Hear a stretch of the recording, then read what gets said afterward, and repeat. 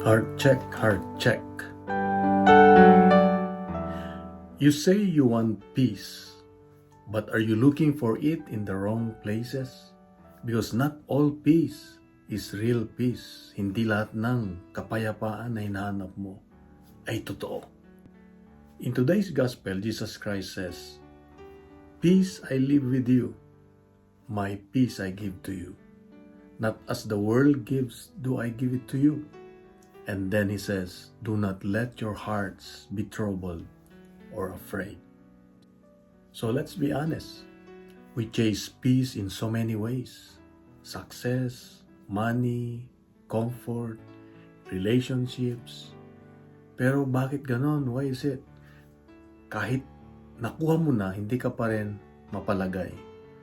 There's no fulfillment even if you have it already, the peace that you think you have it. Because the world's peace is temporary. It is dependent on situation and it's easily broken. Jesus is saying, real peace is not the absence of problems, it's the presence of God. Real peace is the presence of God. So pag nagkaganon, there's a big difference. You can have problems but still peaceful. Uncertainty but still calm. Why? Because your peace is not based on life. It's based on Him. It's based on Him. So if you really want peace today, pause before panic. Instead of reacting, pray first. Dasal ka muna bago ka magalit o magpanic. Let go of control. Sabihin mo, "Lord, I trust you even if I don't understand."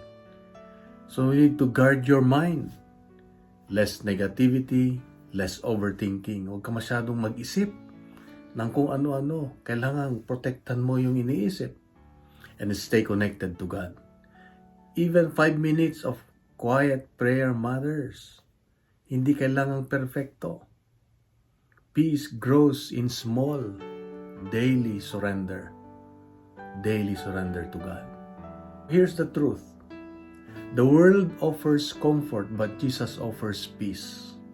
Ang mundo, bibigay din siya ng komportable na buhay. Pero si Jesus, ang ibinibigay niya yung totoong kapayapaan sa puso, sa isipan.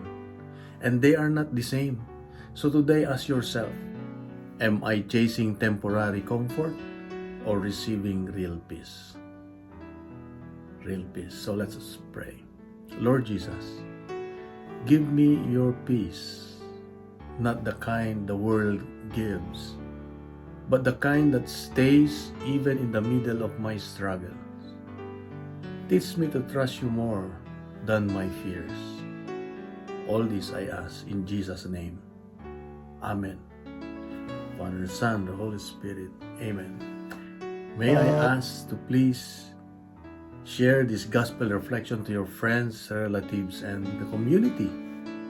Let's fill social media with good news, not bad news. Let's make the Word of God viral. God bless and God is good.